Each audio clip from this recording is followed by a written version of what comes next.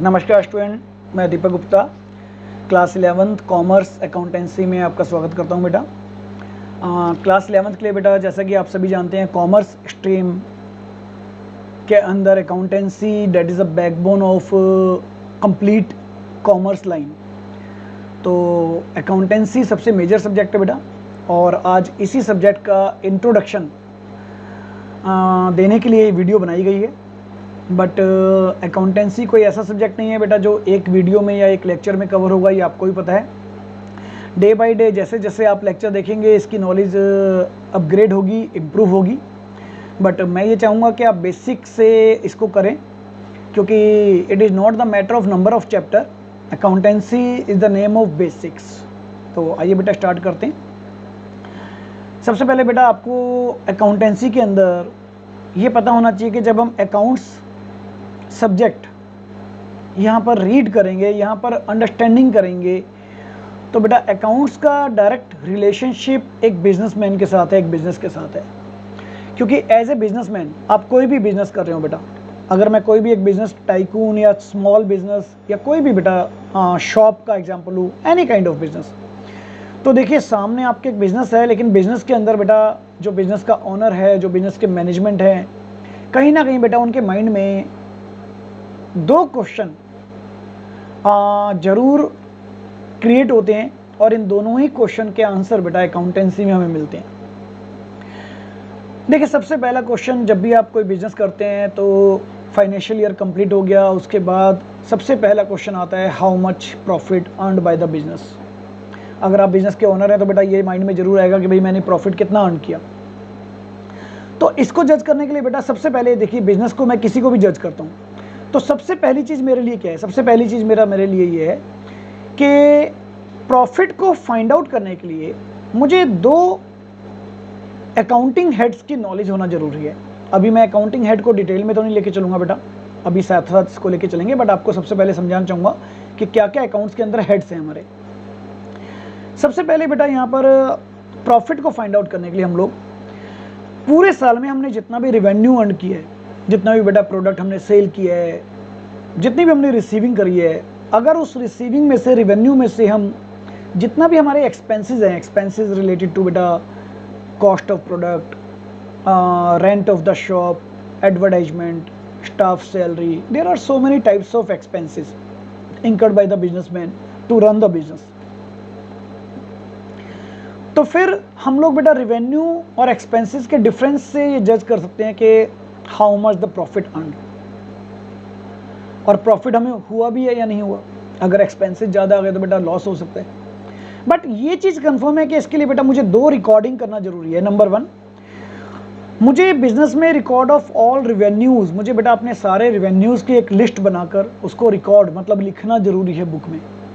और दूसरा बेटा एक्सपेंसेस की लिस्ट बनाकर उसको लिखना जरूरी है। तो यहाँ से बच्चे एक चीज़ क्लैरिफाई हो गई कि अगर मुझे इस क्वेश्चन का आंसर चाहिए कि कितना मैंने प्रॉफिट अर्न किया, तो इसके लिए मुझे दो मेजर हेड्स की नॉलेज होना जरूरी है बेटा, एक रिवेन्यू और एक एक्सपेंस। तो इनके बारे में बेटा हम बाद में डिटेल में डिस्कस करेंगे। बट एक सेकंड क्वेश्चन जो मैंने बताया था, हमारे माइंड में क्या चलता है as a businessman, what is my financial position. हर बिजनेसमैन ये जानना चाहता है एक पर्टिकुलर फाइनेंशियल ईयर के बाद बेटा कि मेरी आज की डेट में फाइनेंशियल पोजीशन क्या है। फाइनेंशियल पोजीशन को समझने के लिए बच्चे, क्योंकि अभी आप लोग 11th क्लास में हैं, एक न्यू कॉन्सेप्ट है, तो बेटा देखिए फाइनेंशियल पोजीशन का मतलब क्या होता है। जैसे हम सुनते हैं ना बेटा कि that person is very strong, financially strong, मतलब उसके पास बहुत अच्छा अपना पैसा सेटअप है बिजनेस का, इसलिए फाइनेंशियली स्ट्रॉन्ग है। और कोई आदमी बेटा कर्जे के नीचे दबा होता है, बहुत सारे उसके ऊपर लोन्स हैं, तो हम कहेंगे यार financially he is not so solid, he is very weak, financially वो बहुत वीक है। तो यही बेटा हमारी फाइनेंशियल पोजीशन को बताता है। अब फाइनेंशियल पोजीशन को समझने के लिए बेटा मुझे तीन हेड्स की नॉलेज होना जरूरी है। Number one, that is the assets, second is the liabilities, and third is the capital. ये तीन हेड भी बेटा हमारे लिए नहीं है, जिनको हम धीरे धीरे डिटेल में डिस्कस करेंगे। लेकिन फिलहाल इसको समझने के लिए बेटा क्या समझना जरूरी है आपको। देखिए एसेट्स का अभी एक छोटा सा मीनिंग यहाँ बताया तो मैं एक नैरो सेंस में, आपका जो बिजनेस एम्पायर है बेटा, आपने जो बिजनेस के अंदर जितने भी वैल्यूएबल आइटम परचेज की हुई हैं, जिनके ओनर आप हैं और जो आपके बिजनेस चलाने में हेल्प कर रही हैं। तो बेटा अगर ध्यान से देखें तो बिजनेस के अंदर मैंने एक शॉप परचेज करी, शॉप के अंदर बेटा फर्नीचर लगवाया, ठीक है ना। मेरा गारमेंट्स का बिजनेस है तो बेटा मैंने गारमेंट्स भरा, जिसको मैं इन्वेंट्री कह सकता हूँ, स्टॉक। और मैंने बेटा कस्टमर के बैठने के लिए चेयर्स वगैरह डलवाई, एक एसी लगवाया। तो ये सारी चीज़ें बेटा कहीं ना कहीं, एक कंप्यूटर लगवाया अपने बिलिंग के लिए। तो ये सब मेरे अपनी एसेट्स हैं, मेरा बिजनेस एम्पायर है, मेरी संपत्ति है अगर मैं उसका ऑनर हूँ। तो बिजनेस में सारी valuable item which is owned by you and help in smooth running of the business. तो 3 चीजें ध्यान रखिएगा बेटा, जो वैल्यूएबल आइटम है बिजनेस के अंदर, जिसके ओनर आप हैं, जो बिजनेस को स्मूथ रन करने में हेल्प करती हैं, वो सभी मेरी एसेट्स हैं। अब फॉर एग्जांपल आपकी स्क्रीन पर देखो बेटा, एक क्वेश्चन आया हुआ है, यहाँ पर एक इक्वेशन आई हुई है, assets is equal to liability plus capital. कैसे इस इक्वेशन को प्रूव करते हैं मैं समझाता हूँ अभी आपको।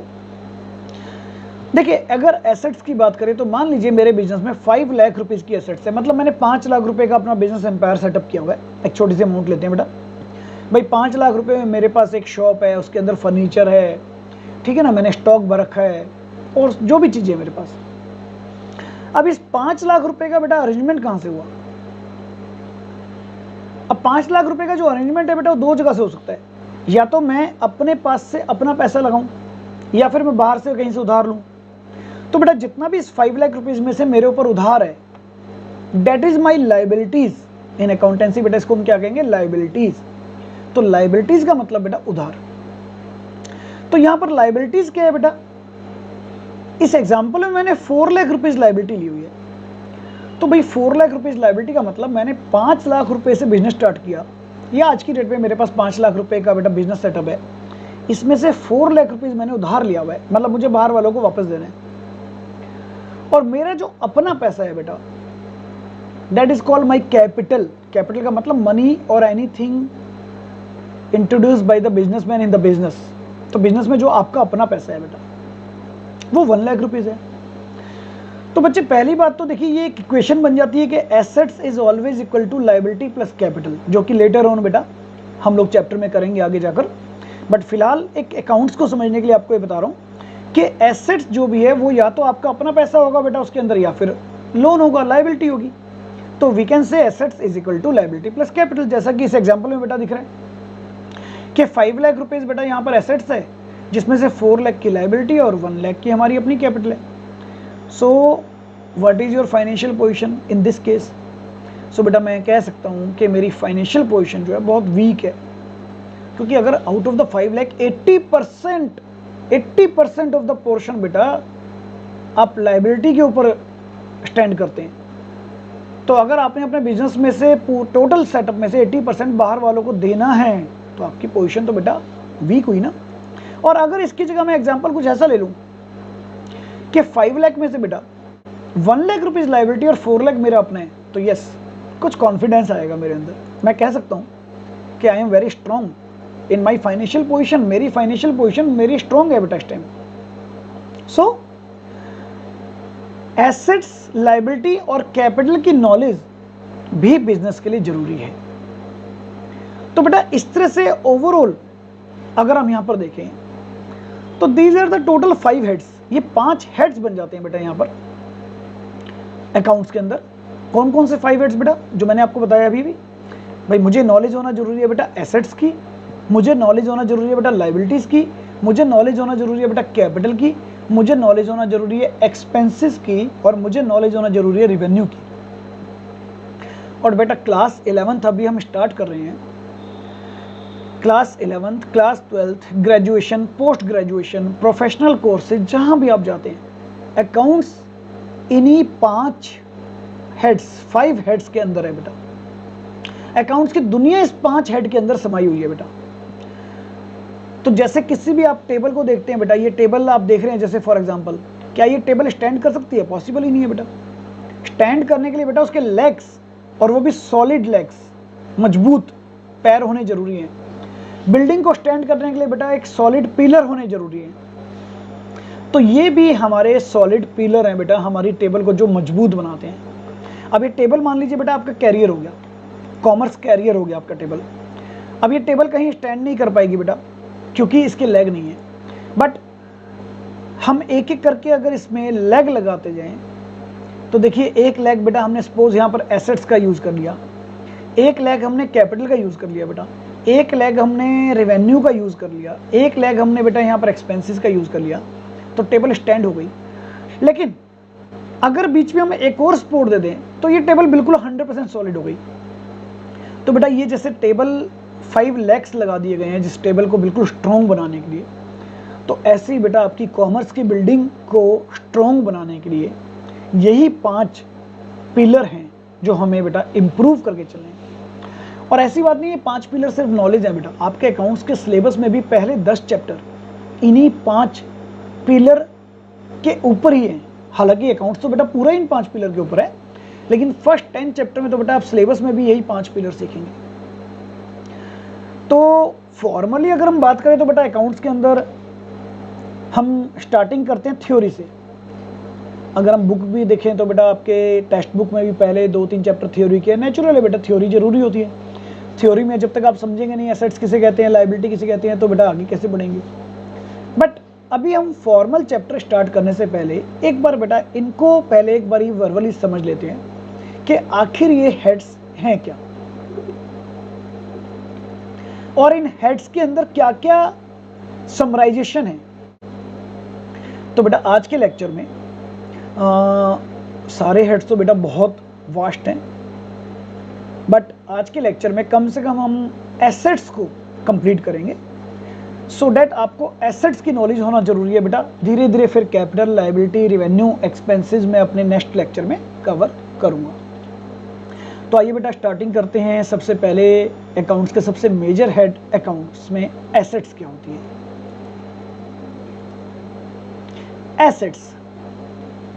एसेट्स का मतलब होता है बेटा सिंपली मीनिंग संपत्ति। आप कहते हैं ना भाई मेरे पास बहुत सारी संपत्ति है, बहुत सारी चीजें हैं, तो एसेट्स। बट यहां पर हम बात कर रहे हैं बच्चे एक बिजनेस की। तो बिजनेस के अंदर एसेट्स हम किसे कहते हैं बेटा? Those valuable item which are owned by the business and help in smooth running of the business are called assets। तो बच्चे यहां पर भी अगर आप ध्यान से देखेंगे तो वही 3 चीजें यहां पर कंसिडर की हुई है। Valuable item owned by you, business के ओनरशिप में होनी चाहिए और बिजनेस को रन करने में हेल्प करेगी, तो these are my assets.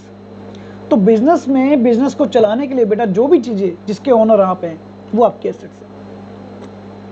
Owner का मतलब जिसके ऊपर आपका राइट्स है। अब आइए बेटा एसेट्स में क्या क्या चीजें आती हैं, कैसे कैसे एसेट्स को हम बाइफरकेट कर सकते हैं, क्या क्या इसमें सब आइटम है, उनको एक एक करके रीड करते हैं। एसेट्स को अगर टेक्निकली देखें तो बेटा we can bifurcate the assets into the 2 parts. Number 1 that is the current assets and number 2 that is the fix assets.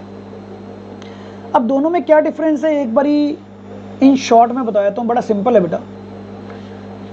जो एसेट्स आपकी during the same financial year, मतलब 12 महीने के अंदर अंदर बेटा या तो कैश में कन्वर्ट हो जाती हैं या फिर आप इसको रीसेल कर देते हैं, उनको हम करंट एसेट्स कहते हैं। मतलब बार बार चेंज होती रहती है बेटा, इनकी इमेजिनेशन कभी कम हो जाती है कभी ज्यादा हो जाती है, पुरानी चली जाती है नई आ जाती है, तो इसलिए इनको करंट एसेट्स कहा जाता है। करंट एसेट्स मतलब pertaining to current year only.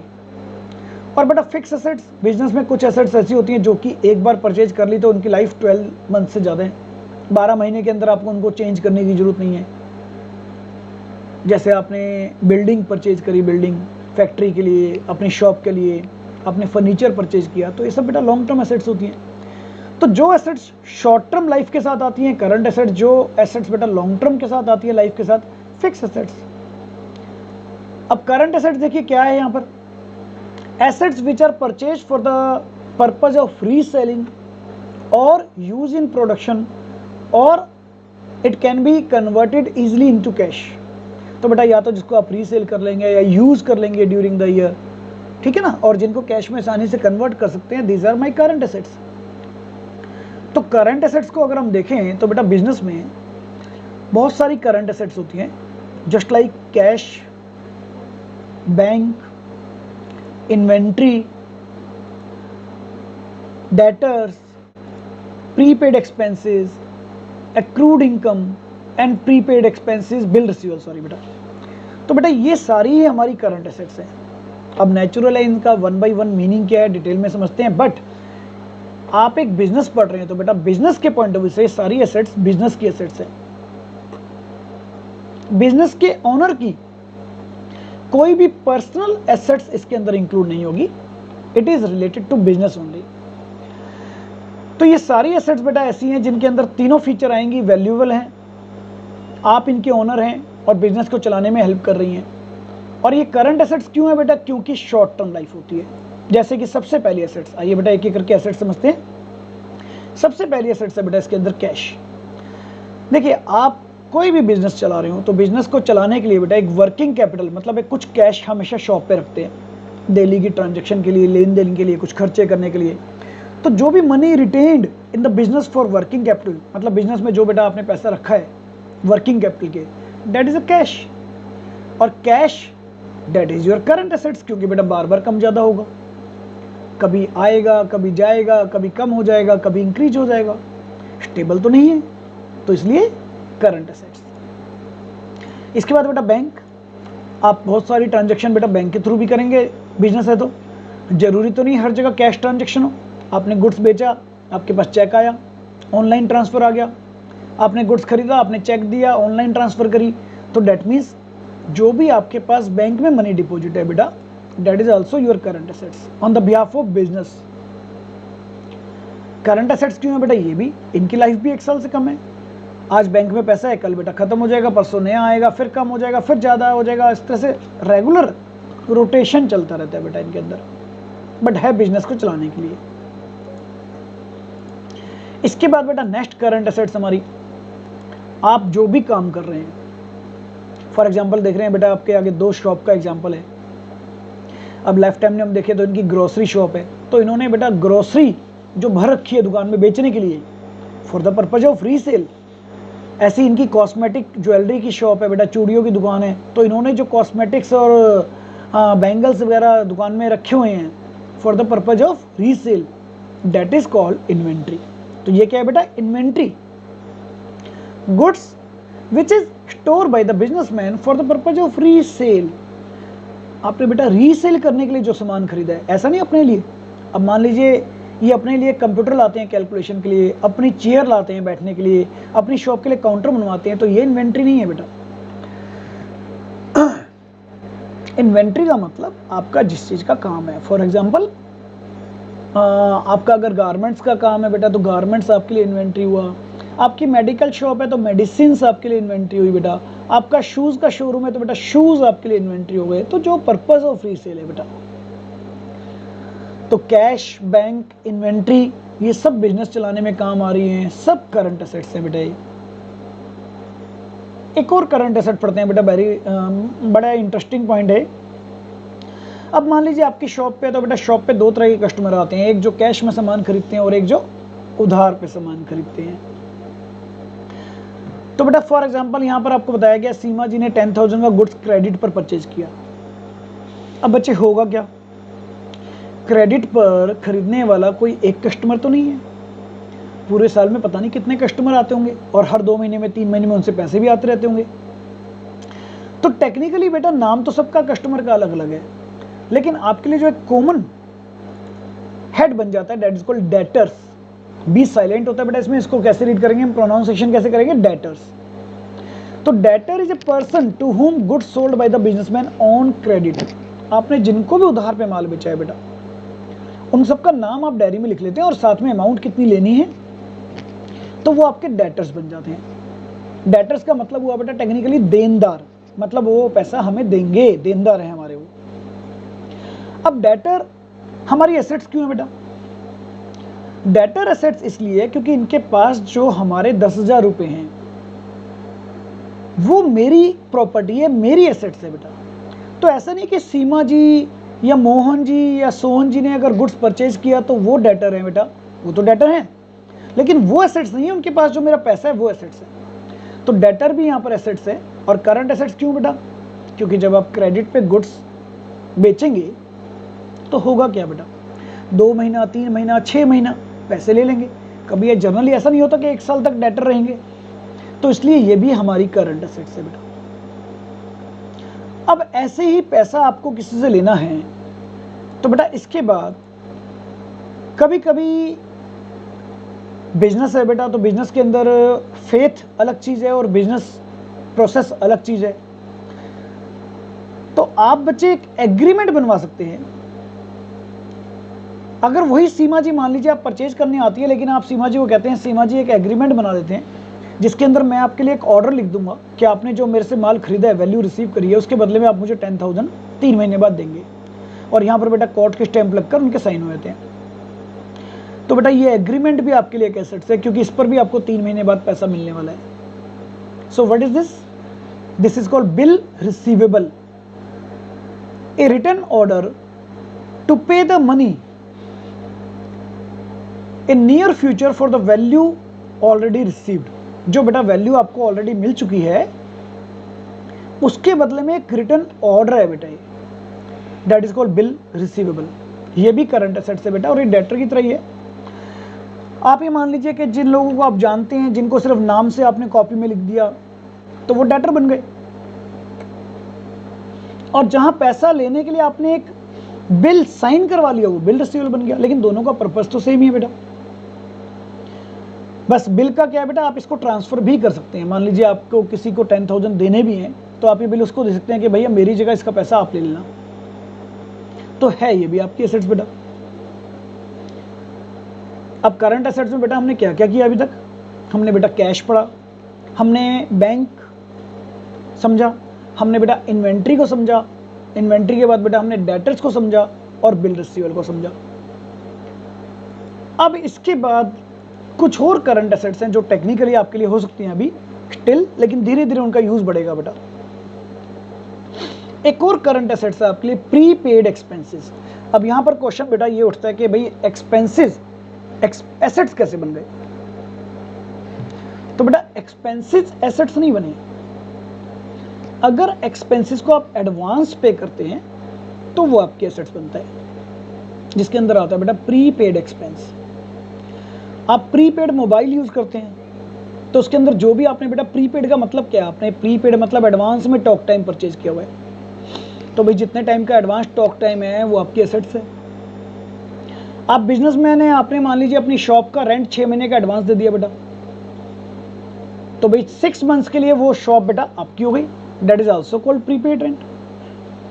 आपने अपने सेल्समैन को बेटा स्टाफ को salary advance they the, so that is called prepaid salary. मतलब भाई अगर 3 महीने की मैंने एडवांस सैलरी दे दी तो 3 महीने तक अब वर्मा जी जो आपके सेल्समैन है आप ही के अंडर काम करेंगे, वो भी आपके एसेट्स है बेटा। तो prepaid expenses are those expenses which are to be incurred in the future but the amount for the same has already been paid in advance। खर्चे जो होने थे फ्यूचर में बट आपने पेमेंट आज ही कर दी, तो जितने दिन की पेमेंट कर दी उतने दिन के लिए बेटा अब आपके एसेट्स, जैसे कि prepaid rent, prepaid salary, prepaid bill. तो कोई भी चीज़ अगर आप एडवांस पे कर देते हैं तो फॉर द टाइम बीइंग जितने टाइम के लिए बेटा आपने एडवांस पेमेंट करी है उतने टाइम के लिए आपकी एसेट्स बन जाती है। इसके बाद बेटा करंट एसेट्स के अंदर अगर हम आगे बढ़े तो एक्रूड इनकम। अब बच्चे यहां पर एक्रूड इनकम क्या है? एक्रूड इनकम का मतलब बेटा यहां पर कोई भी इनकम जो आपके लिए बेटा ड्यू हो गई है बट अभी तक आप तक पहुंची नहीं है, income due but yet to be received, तो वो हमारी एक्रूड इनकम बन जाती है बेटा। जैसे these are the income which has been earned during the current accounting year but have not been received till the end of the year। भाई मैंने इस साल कमा लिया पर मुझे इस साल अभी तक मिली नहीं है। जैसे कि बेटा एक्रूड इंटरेस्ट, एक्रूड कमीशन। अब भाई मान लीजिए आपने किसी को पैसा उधार दिया हुआ है और उसके ऊपर 6 मंथ्स का इंटरेस्ट ड्यू हो गया है, तो बेटा आपकी इनकम तो बन गई बट अभी तक आपके पास पहुंची नहीं है। और अकाउंट्स के अंदर बेटा वी आर ऑल ऑनेस्ट, हम ये मान के चलते हैं जब अकाउंट्स प्रिपेयर करते हैं हम अकाउंट्स एक्रूअल बेस पर बनाते हैं। अब ये सब चीज़ें क्या होती है बेटा कि अकाउंट्स के अंदर मान लीजिए मैंने अगर किसी से लेना है कुछ तो मैं मान के चलता हूँ कि वो मेरा पैसा हो गया है, मेरी एसेट्स बन गया है, फ्यूचर में वो मुझे दे देगा। तो जब तक फ्यूचर में मुझे एक्सपेक्टेशन है वो दे देगा तब तक हम लोग मान के चलते हैं बेटा वो भी ऑनेस्ट है, मैं भी ऑनेस्ट हूँ।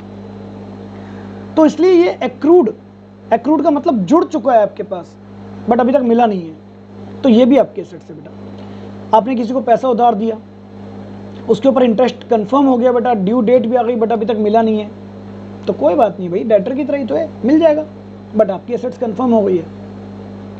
एक्रूड कमीशन, आपके किसी के लिए कोई काम कर दिया बट उसका कमीशन अभी तक आप तक नहीं पहुंचा, तो डेट इज कॉल्ड, जब तक मेरे पास नहीं आएगा तब तक एक्रूड कमीशन वो एक एसेट्स के रूप में स्टैंड करेगा बेटा। तो ये सब चीजें मेरी हैं।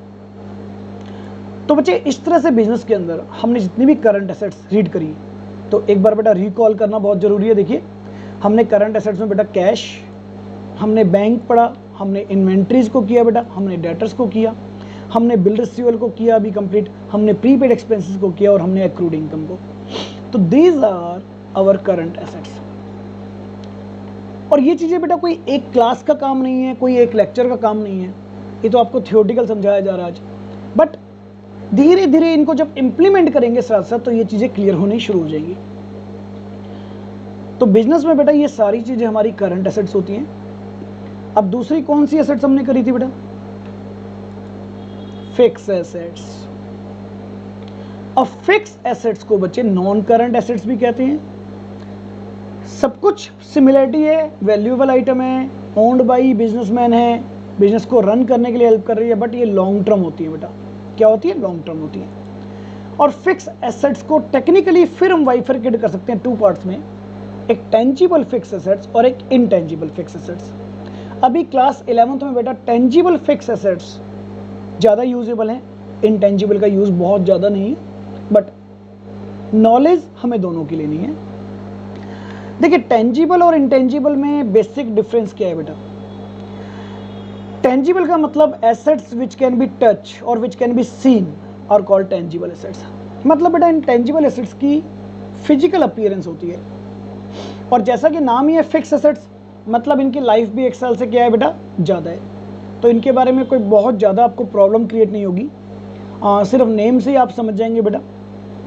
जैसे कि आप अपने बिजनेस के लिए लैंड एंड बिल्डिंग लेते हैं, मशीनरी परचेज करते हैं, प्लांट स्टेबल करवाते हैं बेटा, इलेक्ट्रॉनिकल आइटम इक्विपमेंट वगैरह लेते हैं, ठीक है ना, फर्नीचर वगैरह लगवाते हैं, मोटर व्हीकल्स लेते हैं, तो ये सारी चीज़ें बेटा अगर आप इसको बाई करते हैं for the purpose of business, so these are called your tangible fix assets. Tangible क्यों है? क्योंकि इनकी फिजिकल अपीयरेंस है, we can seen, we can touch. Fix क्यों है बेटा? क्योंकि इनकी लाइफ स्टेबल है, 1 साल से ज्यादा है। ऐसा नहीं है कि 1 साल से ज्यादा कोई फिक्स है बेटा, एक्सीडेंटली 1 साल से कम भी हो सकती है ना। मान लीजिए कोई प्लांट है, जल गया, शॉर्ट सर्किट हो गया, लेकिन जनरली बेटा जनरली इनकी लाइफ 1 साल से ज्यादा है, इसलिए इनको फिक्स एसेट्स की कैटेगरी में ही रखा जाता है। अब इनको कैसे इनके एक्सपेंस काटा जाता है, डेप्रिसिएशन लगता है बेटा, वो बाद में हम डिस्कस करेंगे, वो आगे की चीज है। Intangible fix assets, these are the assets which are fix but can not be seen और टच।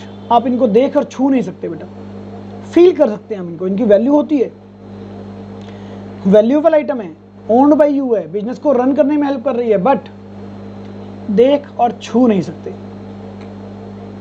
कौन सी एसेट्स है भाई ऐसी? सोच सकते हो बेटा? है बेटा, इसके अंदर आती है बेटा patents, trademark, copyright and goodwill, और बहुत सारी एसेट्स आ सकती है बेटा।